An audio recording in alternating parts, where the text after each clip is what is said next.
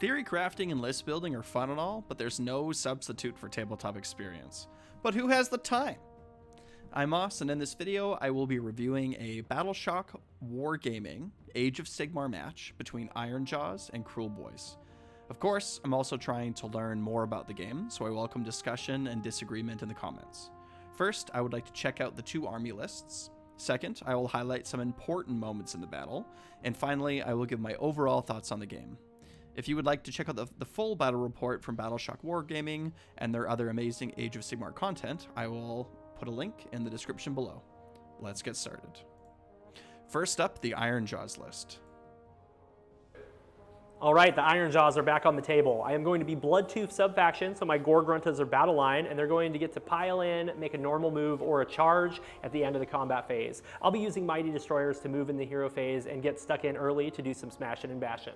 My general is a mega boss on Wagh. He is going to have Mighty Wagh leader, so I can reroll charges the turn that he calls a Wagh for everything that is wholly within 12 of him. He has Fasten mount trait, and he can issue commands to 3 units instead of 1. He also has Strength through victory, so if he kills something, he gets extra wound and attack. 2 Auric Warchantas, one with Get 'em Beat, he'll be bonded to my Kronspine Incarnate, and one with Fix and Beat. So one is a heal, one is a 3d6 charge, and they both have Violent Fury. Then I have my Kronspine Incarnate of Gur. This is going to help me kill weak screens, keep things from retreating. It powers up if it kills monsters, and it's a great thing to have on the table for at least a couple turns for some extra damage output. I've got 2 units of 6 Gore-gruntaz. The Gore-gruntaz can move twice thanks to Mighty Destroyers. With Violent Fury, they have lots of attacks that are 2 damage, and they have that extra little mobility because of my sub-faction. Then I have 1 unit of 5 Ardboys. They have a 6-up ward until their shield men die. They are going to help just kind of screen my army, maybe hold an objective. They were just here because I had some extra points. And then I've got these beautiful square-sided dice. That sigil that you see, the orc face with the axes, that's going to be a 6. So there you have it, Bloodtooth sub-faction. Let's see what Michael brought today. Overall, this is a strong army. Ironjawz is a good faction, and this list is on point. Bloodtooth is fun and mobile. Gore-gruntaz are tanky, fast and punchy. You have solid centerpieces. A single unit of 5 Ardboys sitting in the back can hold objectives. A great strength of this army is its mobility. The Great Green Hand of Gore can teleport units around the map. Mighty Destroyers lets you move up to 3 units if issued by the Mega Boss on Wagh in the hero phase. Bloodtooth subfaction lets you move your Gore-gruntaz after combat. Fast and Mount trait lets you move your hero potentially for a second time in the hero phase. And Mighty Wagh leader lets you reroll your charge on your Wagh turn 4 units wholly within 12. All of these combined will allow you to get your units exactly where you need them to be.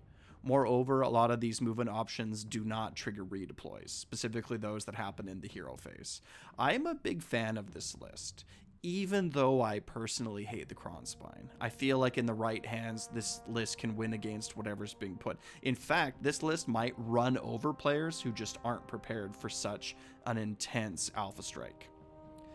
But the only real comment I have about this list is, for me, it raises an interesting question about consistency versus redundancy. So consistency would be making sure that your army is doing what it wants to be doing all the time, despite dice rolls, right? Like movement options on movement options on movement options. But redundancy is where you have so many different options stacked on top of each other that you would have been better off choosing another option instead of more mobility.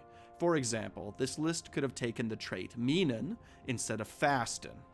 You would lose the ability to move for a second time in the hero phase, but you would instead be able to, the Mega Boss and Maw Crusher would instead be able to stomp for D6 damage instead of D3 damage. This combined with Destructive Bulk would really put the hurt on your opponent. It would also make it more likely to trigger the second part of Destructive Bulk, which lets you move up to D6 and potentially stomp again. However, if you need that extra move, if something happens where you want to be able to move up to 36 inches in a single turn and then charge, Fasten might come in handy. I'm not sure if it's better to have those options or if you should choose something different. It's just an interesting question in this game, consistency versus redundancy. All right. Up next, we got the Kruleboyz List. Right, the Ironjawz are back on the table. I am going to be blood. Oh no, there we go. Taking a look at the Kruleboyz today, I got Big Yellows in the house. This is going to be making my Bolter Boys battle line. It's also going to give me a couple rerolls on battle round 1. It's going to give me plus 3-inch range on all of my shooter boys. So let's get into the general today. The general is going to be the Snatcher Boss on Sludge Raka. He has the command trait Super Sneaky, which he's going to teleport and use to yeet one of the screens up the board. He has the Arcane Tome, and then his spell is going to be Sneaky Miasma, which is a spell that's going to allow him to move in the hero phase, and then his mount trait is Fasten. We're taking 2 Swamp Caller Shamans with Potgrots. One knows Choking Mist, the other one knows Nasty Hex, and then we're going to take Stubborn as a Rhinox on the purple one for that plus 10 on objectives. We're taking a Breaker Boss on the Mire Brute Troggoth. Just a big old beat stick. That's literally what he's here for. He's just going to smash some face in. We have the Hype Man banging his drums. We have the Marsh Crawler Sloggoth. He gives out a 18-inch aura of +1 to hit. We have a reinforced unit of Rockgut Troggoths. So we have 6 of these guys. Only a couple of attacks, but Rend 2 and 2 damage. They do hit like a ton of bricks. We have 2 units of the Man-Skewer Bolt Boys. These guys are the real damage dealers of the army. They're going to be hanging back, doing mortals on 6s with those great big crossbows.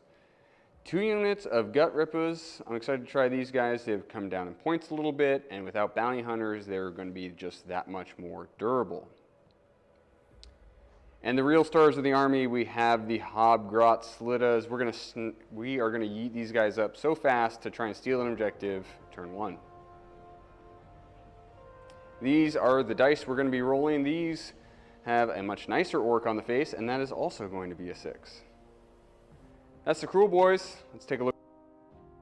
I have a lot to say about this army. First of all, later in the video he corrects his mistake, but the Rockgut Troggoths actually have 3 damage instead of 2.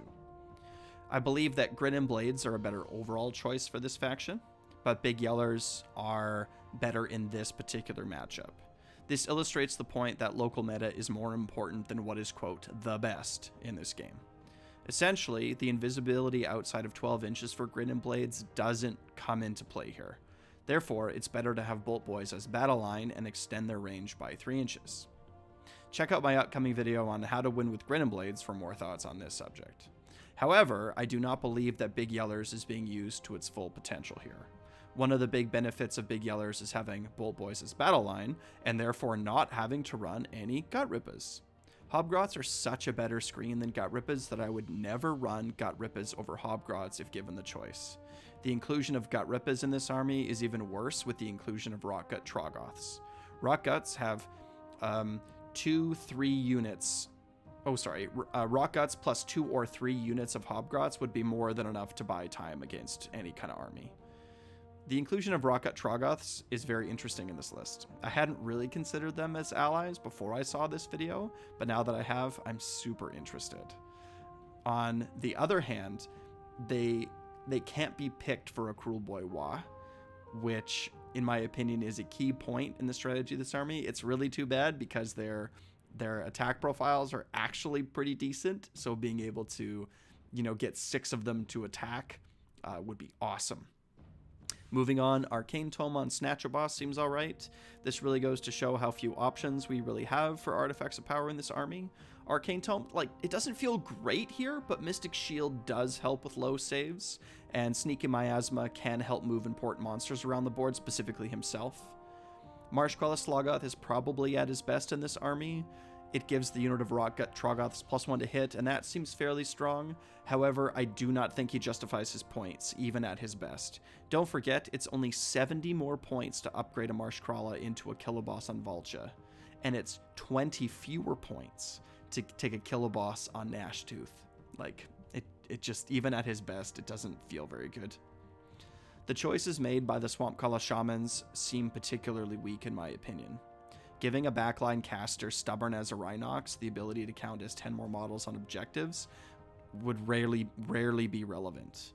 This shaman is going to stand on an objective with the other shaman and all the bull boys. Like, it just doesn't feel like it's going to do anything. I feel like Stubborn as a Rhinox is a better choice for more aggressive foot heroes who want to steal objectives or help tip the model count for objectives in their favor. Instead, I would definitely have gone with leadership of the alpha. Issuing redeploy to 3 units of bull boys, or issuing all out attack to 3 units of bull boys who are using hasty shot seems way better. Way better. Also, I'm unsure why you would take Nasty Hex as a spell, unless your local meta has a lot of wards, right? Nasty Hex really is a situational spell. To Black Pit seems like a better overall spell. A unit of Gore-gruntaz has 6 models with a 4-up save.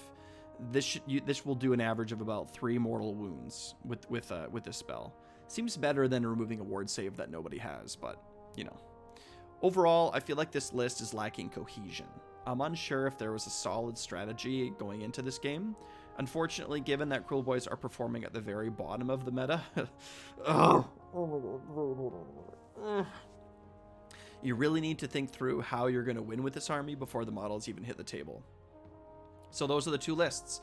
Let's move into the game and check out some key moments. The bottom of round 1, the Gore-gruntaz move into attack unit of Gutrippaz. The Gutrippaz have a 3-up save from All Out Defense, Mystic Shield, and the Shaman's Elixir, and the Gore-gruntaz have -1 to hit and -1 to wound from Scare Tactics and Noisy Rackets. The Ironjawz player uses All Out Attack and his Triumph of +1 to wound to return the Gore-gruntaz to their standard attack profile with an additional +2 rend from the Ironjawz Wagh that was called that turn. The whole unit of Gutrippaz still died.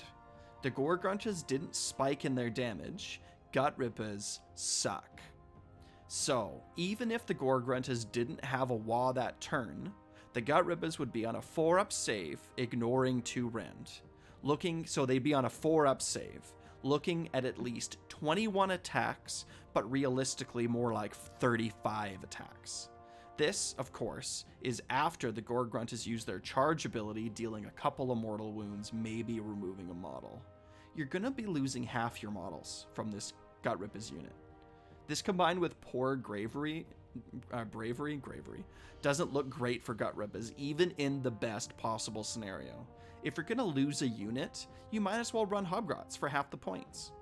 Check out my video on how to improve Kruleboyz for some more thoughts on Gutrippaz and how they can be improved, because they need to be improved. The Troggoths performed their role spectacularly.